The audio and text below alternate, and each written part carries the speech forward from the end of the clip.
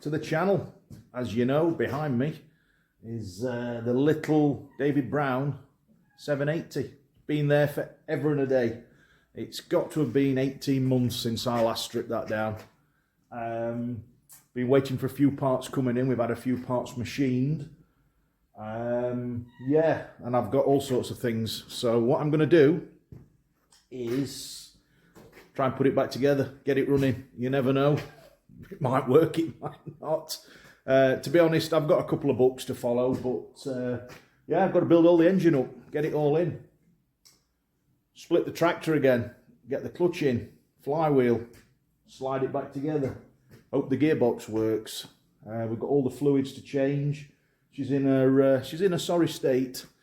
So yeah, what I'm going to do is probably break it down into 2 or 3 videos, because they're going to be long ones, and do some in time lapse, do some in real time, and try and make it as entertaining as I can for you, as always. So yeah, should we make it happen? Let's do it. So as you can see, the engine's out. I'll show you that in a minute. We've got the gearbox. She splits there. We've got that to split, get the front end off when we finally do lower the block back on, but we're a few hours away from that yet. So yeah, inside everything's here. Never been touched. I jet washed it when we fetched it, and that's how she stayed, basically. So let me show you what we've got. Over here we have a spare engine block. Don't know why, but we've got one. On the table we've got the crank. You've seen that before. We've polished that in a previous video. So that's all ready to go in. Camshaft, miscellaneous nuts and bolts. Yeah, T-straining sieve. We've got some cogs with splines on, 3 injectors, some cover plates, we've got those. Then over here we've got the actual block itself, which I'm just going to clean down. It's got a little bit of surface rust on it. I'm going to get that off with a bit of micro mesh. In there we have a cylinder head that has been steam cleaned, flushed out and gone through. Down here we've got thingy-mabobs and jiggly things, piston rings, we've got some pistons, we've got some main bearing caps, shells, spares, we've got all sorts of things in here. Full gasket set, top to bottom, hopefully everything's in there. That came from Barclay Williams. In here we've got new valves that have been cleaned up and ground, so I've just got to lap those in when we get round to it. And that is it. And I'm sure there'll be some parts missing, but we've got quite a few spares. So without further ado, what I'm going to do, first of all, we're going to go back in time. 18 months ago, back in time, and I'll show you the video. So follow my finger and get hypnotized. We're going back in time. Just on the way to the machine shop, we've got the David Brown 780 engine in the back, the block and the cylinder head, and we're going to drop it off at the machine shop. They're going to bore it out, fit the liners in, and hopefully then we can start and rebuild it. So yeah, keep your eyes fixed on this.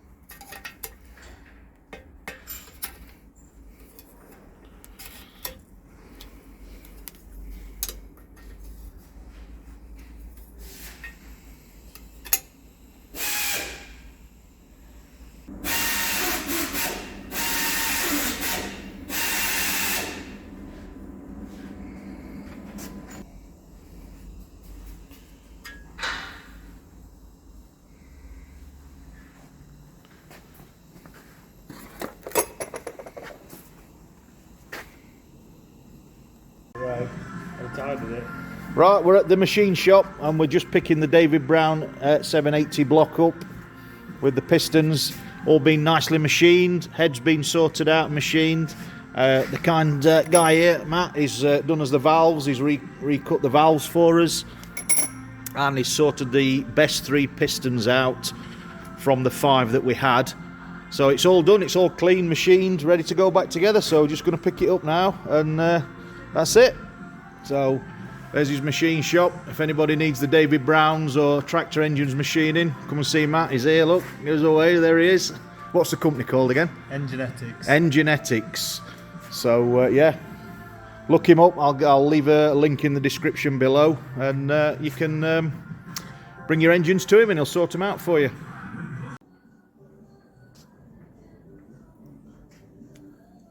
Crankulator. This is the crankshaft from the David Brown 780. We've gone through it, mic'd it up, it looks alright. There's no wear, no pickup. There's a lot of tarnishing and dirt. So what I'm going to do now is just have 5 minutes and go through the journals, make sure all the holes are clear. We'll blow some compressed air through that. So got some brake clean. I've got some GT85, which is like a penetrating lube. I've got some Silvo, which is metal polish, a bit like Brasso, and some Silvo pad.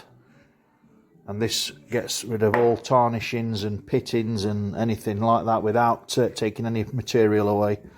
So I'm just going to have half an hour and go through this and get it something like. And then I've got this to sort out as well. This is the oil pump. Now it is spinning, but I believe that bearing looks a bit hacky in there. So I'm going to get that in the parts washer and try and get that bearing out, take that circlip apart, get the bearing knocked out, and just see if it's serviceable or not. So that's my job for the next 5 minutes or so.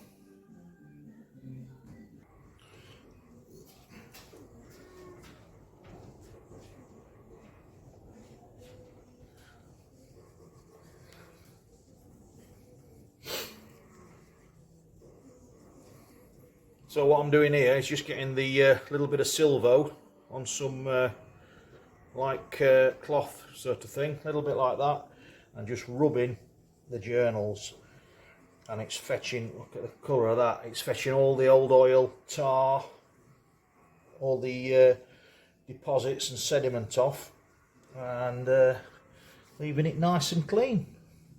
Any marks you can see will rub out with this. It's just time consuming, bit of elbow grease required, so I'll crack on with this.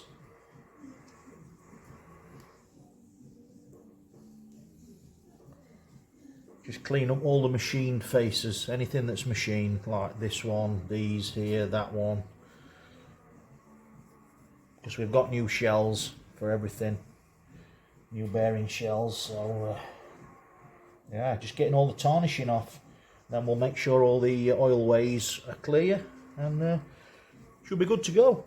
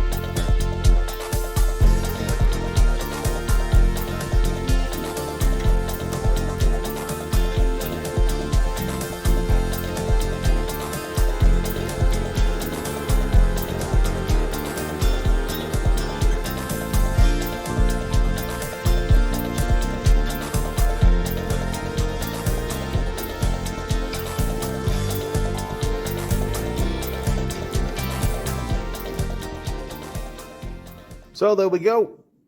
I've spent about an hour cleaning that up. I did it in, speeded it up in time lapse for you guys, so you didn't have to go through the pain I've been through. But yeah, all we've used is some brake cleaner, some GT85, Silvo with a cloth, and Silvo sort of liquid foam metal polish, and then I've used this, which is Micromesh 2.4 MX microns, I think that stands for, and this is so fine you could yeah, you can't even feel it. It's just like the finest emery ever, and that with a bit of lubricant, and it just puts a lovely polish on. Takes the tarnish off, doesn't take any metal off, just like polishing the old horse brasses up. Some of you guys might remember in the day by the side of the fire. So that's that checked off the list, so we can crack on with the rest of it.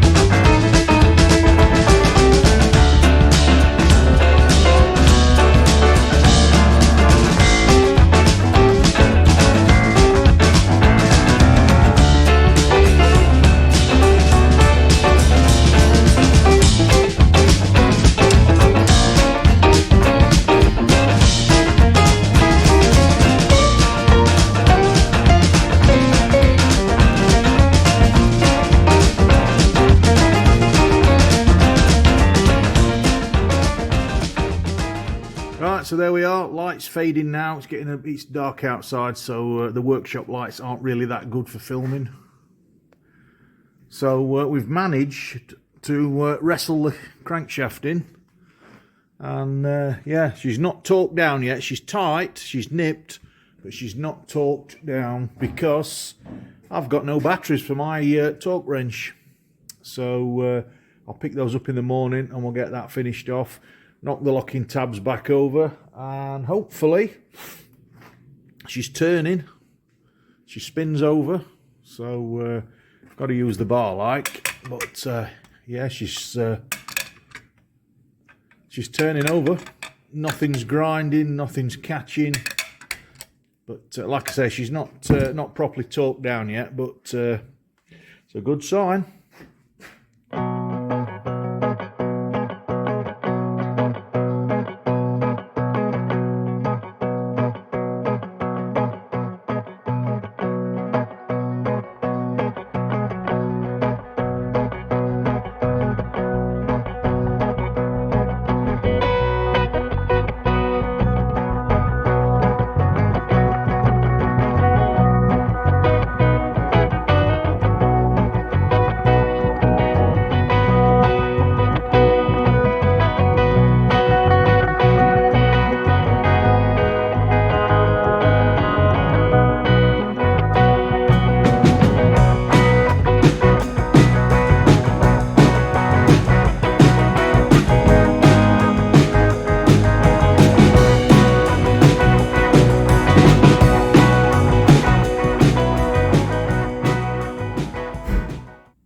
Right, we've got the first piston in. Piston number 1's in, and she's torqued down at the back to the correct specification. We've done an engine rotation with the crank, and everything seems to be all right. We've got the stamp markings facing the crankshaft side of the engine, like it says in the book. So yeah, that's number 1 in. So yeah, fitted the piston rings. I've got a spare set here because when they delivered them, one was actually broken, so they sent me a free batch. Something to pay attention to. Obviously, they're all in order. They come out with 1, 2 and 3. So you've got your scraper ring at the bottom, then you've got your 2 number 2s which go in there, and then your top one, which is number 1, goes in there. But the thing to look at is, I don't think you can see it or not, if it'll focus. I don't think it says top. Can you see it there? top left hand corner, and you must make sure that that goes to the top side of the piston facing upwards, because these are very sharp, slightly chamfered. So yeah, make sure it says top. So it says top on that ring, top on that ring, top on that ring, and top on the scraper. Okay, and I've put plenty of oil on. We've got them in the piston clamp, and then they knock in one at a time. Just got to keep turning the crank over. So we've got one in, we'll go for number 2 next, and get that back installed. Obviously we're putting new bearing shells in as well. We've got them just here. They're going in with a little bit of lube. And yeah, so I've got that lined up ready for the number 2 now, so we'll get that one in, get it installed.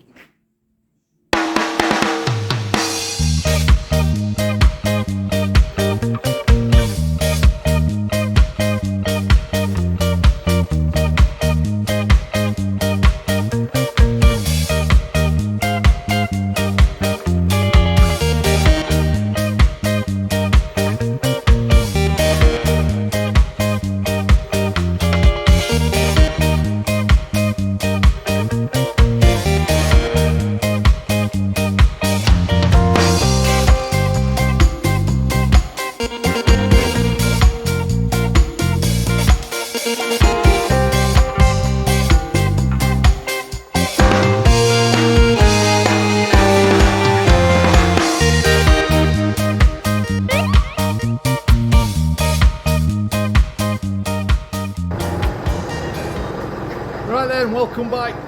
Another day, another disaster. You know how it is. That's mechanics. As you know, we've been building the David Brown engine up, and yeah, we've run into a couple of snags. We apparently got the wrong bearing shells for the main bearing set, so when we torqued it down and tightened it up, it wouldn't turn, and then we broke a piston ring. Well, I broke a piston ring, knocking it through the piston clamp. It just popped out, caught the edge of the bore, and snapped the bottom off. So, and then, as you saw in the video, my mate Matt, the engine builder, turned up, and he was having OCD.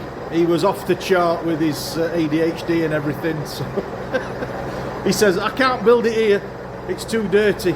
It's not clean enough." Blah blah blah. So he's decided he's took the engine back to his workshop last week, and he's going to build it. I've ordered some new shells, new piston ring set. That should be coming this week. I've ordered it from old 20 Tractor Parts, who we know very well. So they're going to post it out to me. That should be here soon.